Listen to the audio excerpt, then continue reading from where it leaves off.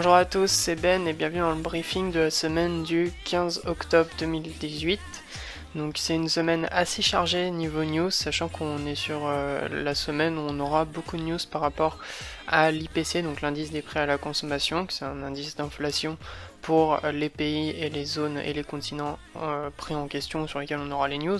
Donc cette semaine, le jour qu'il va falloir retenir, ça sera mercredi. Mercredi qui est un jour où on aura l'IPC annuel de la Grande-Bretagne, l'IPC annuel de la zone euro, et on terminera la journée à 20h avec la minute de la Fed et un compte rendu de la FOMC, sachant que depuis la semaine dernière, avec les discours de Trump qui est un petit peu énervé contre la Fed par rapport au fait qu'ils augmentent les taux, sachant que c'est pas forcément ce qu'il y a de mieux pour l'économie, c'est juste pour contrer des problèmes de dette qu'ils ont et se préparer à une probable crise. Donc la Fed augmente ses taux et derrière Trump n'est pas content, donc il y a un problème entre le dirigeant des États-Unis et la réserve fédérale qui dirige la monnaie du pays, donc le dollar. Donc cette semaine, on commence lundi avec les ventes au détail pour les US et l'IPC dans la Nouvelle-Zélande, donc ça nous intéresse pas trop parce qu'on suit pas le dollar néo-zélandais, mais mardi, on aura la minute du compte rendu de la réunion politique monétaire de l'Australie, donc par rapport à GBP ça va être assez intéressant de voir ce qui se passe. Ensuite, on aura les salaires moyens, l'évolution du nombre de demandeurs d'emploi pour la Grande-Bretagne, donc ça va enchaîner direct après dans la matinée avec la Grande-Bretagne. Donc pour JBP Haute, ça risque de pas mal bouger, sachant qu'on attend quelques variations, puis en plus on aura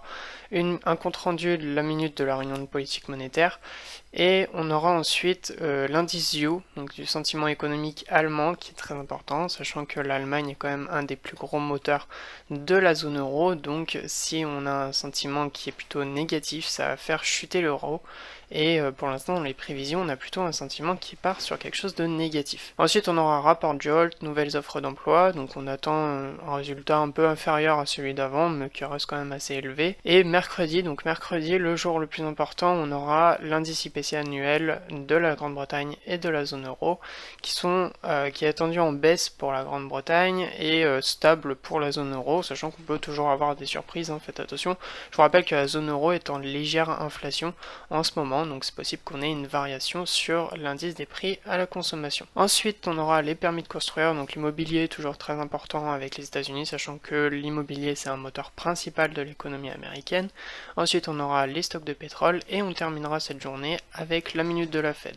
Donc mercredi, évitez de prendre des décisions en début de matinée, par exemple avec les premiers résultats qui vont sortir, sachant que si vous êtes lié au dollar sur vos positions, tout pourrait changer à 20h avec le compte rendu de la minute de la Fed. Donc ça va être assez important par rapport aux tensions qu'on a eues la semaine dernière entre Trump et la Fed avec Yellen.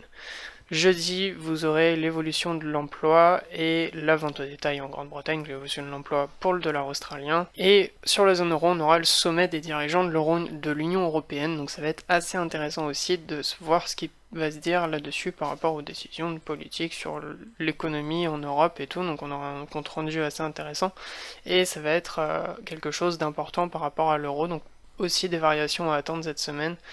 Et on terminera la journée avec l'indice manufacturier Fed de Philadelphia, donc ça aussi un chiffre important qui est attendu à la baisse, donc possible baisse pour le dollar.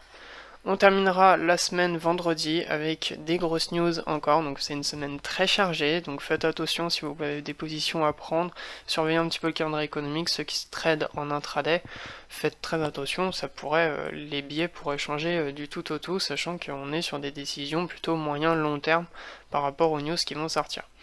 Donc vendredi, on aura le PIB annuel de la Chine et la production industrielle de la Chine. Ces deux résultats sont attendus en baisse, donc faites attention, ça peut impacter la zone euro et aussi les États-Unis. Ensuite, le dollar canadien, qui nous intéresse pas spécialement en ce moment, on ne suit pas beaucoup le dollar canadien, mais on a quand même l'indice IPC Core annuel, donc l'indice des prix à la consommation, on n'a pas de prévision pour l'instant, donc on verra ce que ça donne dans la semaine. Et on aura la vente au détail principale qui est aussi attendue en baisse par rapport aux précédents résultats On terminera la semaine avec la vente de logements existants et le discours de Carnet, gouverneur de la BOE. Donc cette semaine très complexe par rapport à la semaine dernière où on avait très peu de news. Cette semaine c'est très chargé. On va avoir beaucoup de discours, beaucoup de gros chiffres qui vont tomber par rapport à l'indice des prix à la consommation, au logement, au stock de pétrole, au permis de construire et à l'emploi. Donc ça va être très chargé comme semaine et il risque d'y avoir beaucoup de mouvements qui vont être pris, mais sachant que ces mouvements qui vont être pris cette semaine risquent sûrement de donner des biais intéressants en moyen et long terme pour la suite de nos positions à prendre. Je vous propose qu'on passe au graphique tout de suite et qu'on aille faire un petit tour sur comment a évolué EURUSD depuis la semaine dernière, sachant que EURUSD a terminé sa baisse sur sa tendance baissière dans le range hebdo, sachant que le range hebdo s'est refermé. Nous on a clôturé nos positions sur EURUSD, donc on n'a plus de position en cours sur EURUSD actuellement.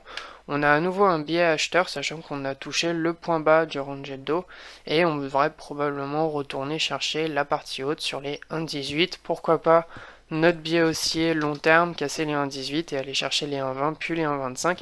Ça serait possible si jamais la Fed changeait un petit peu ses idées de politique monétaire et que Trump aurait légèrement influencé les décisions de la Fed, ce qui m'étonnerait un petit peu, mais dans un sens il n'a pas tort, sachant que les résultats économiques des États-Unis ne sont pas si positifs que ça. On a eu des résultats assez négatifs la semaine dernière, donc ça va sûrement impacter le compte rendu de la Fed et par rapport aux chamailleries qu'on a entre Trump et Yellen, donc ça va sûrement donner un impact assez intéressant et on verra si le dollar va continuer sa hausse assez forte ou va continuer de corriger suite à ces problèmes que rencontrent les États-Unis par rapport à leur économie qui ne suit pas la montée des taux d'intérêt.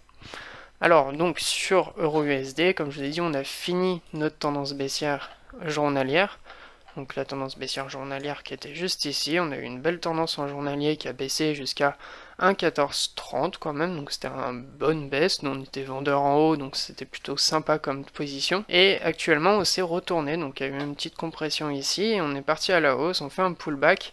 Donc c'est un point d'entrée très intéressant, c'est justement le point d'entrée que je voulais, donc je pense que lundi on tentera de racheter en réinvestissant les gains qu'on a fait sur la baisse, pour tenter une position moyen terme, on va sûrement prendre des bénéfices sur les 1,17 puis peut-être les 1,18, et ensuite l'idée serait de laisser courir un reliquat sur le biais long terme par rapport au mensuel. Donc je vous rappelle qu'on est aussi sur le mensuel parce qu'on est en bas de notre range mensuel, sachant que le range mensuel ressemble à quelque chose comme ça. Donc pour l'instant on n'a pas encore eu de nouvelle hausse, on n'est pas encore remonté, donc c'est possible qu'il y ait un rebond et qu'on retourne vers les 1,25, qui est la zone à peu près neutre de l'euro USD, c'est-à-dire l'euro il tourne entre 1,25 et 1,15 en moyenne par rapport au dollar.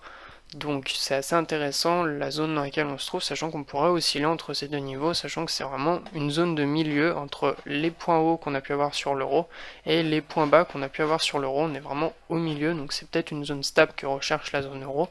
Donc c'est possible qu'on remonte à ces niveaux-là, mais on n'y restera pas longtemps, on risque de redescendre juste après, sachant que je ne pense pas qu'il cherche à aller plus haut avec le dollar qui est quand même parti pour monter un petit peu. Donc pour cette semaine euro-USD, on a un biais haussier en moyen terme tant qu'on est au-dessus de ces niveaux-là, donc les 1,1540, 1,1550. Donc tant qu'on est au-dessus de ces niveaux-là, on reste sur un biais haussier pour la semaine. Et l'idée serait d'aller chercher les 1,17 d'ici la fin de semaine ou la semaine prochaine. On va ensuite faire un petit tour sur GBP-HODE pour continuer à voir un petit peu l'évolution de nos biais. Donc je vous rappelle que GBP-HODE il avait cassé des niveaux très importants.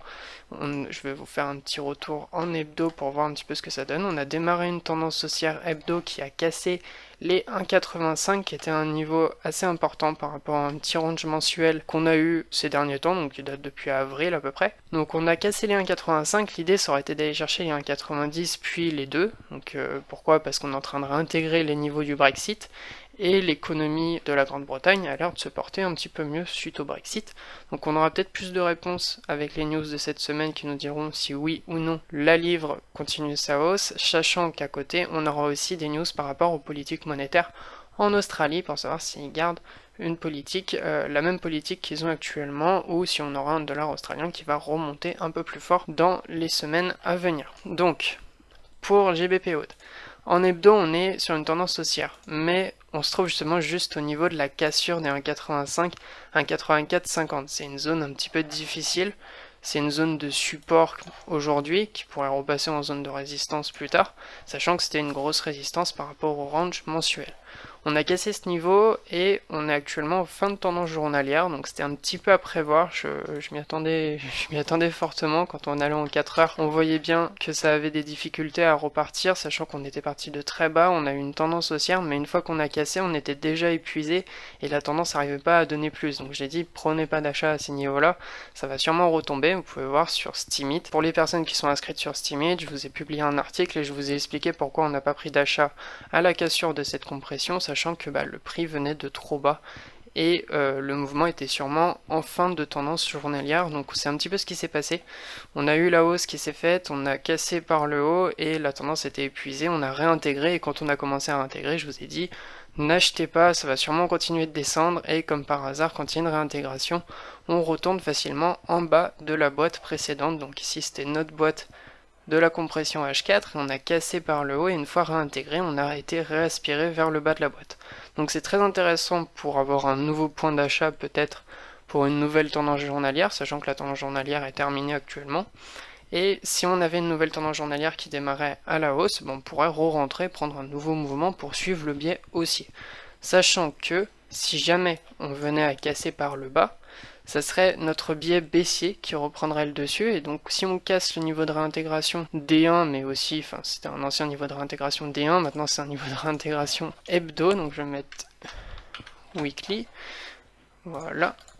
Donc c'est un niveau de réintégration hebdo, sachant que si on venait à réintégrer ces niveaux-là, on retournerait dans le range mensuel hebdo, c'est un petit range mensuel et un gros range hebdo.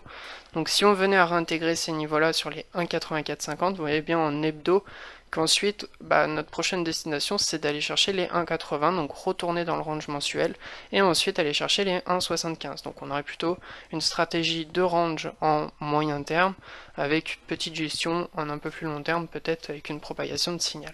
Voilà pour GBPO. Donc cette semaine c'est un petit peu, on est sur une semaine de fin de tendance et ça tombe bien parce qu'on a beaucoup de news qui vont sortir cette semaine, donc ça nous donnera de nouvelles idées et de nouveaux biais à prendre sûrement d'ici le milieu de semaine avec mercredi et la minute de la FOMC et les chiffres des prix à la consommation pour l'inflation.